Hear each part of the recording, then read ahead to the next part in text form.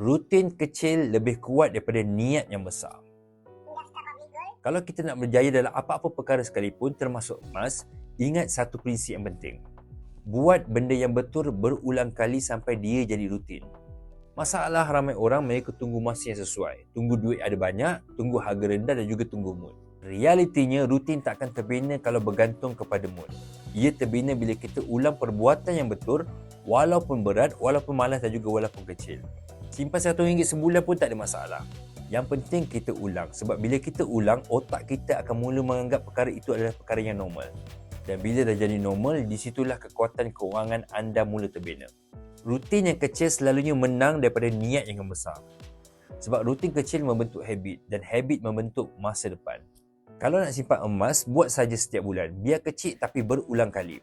Lama-lama rutin itu akan jadikan kita bersedia untuk apapun keadaan ekonomi yang akan datang. Untuk memulakan simpanan emas bersama Public Gold, anda boleh hubungi saya dan jangan lupa follow, share dan juga like untuk info lain tentang emas.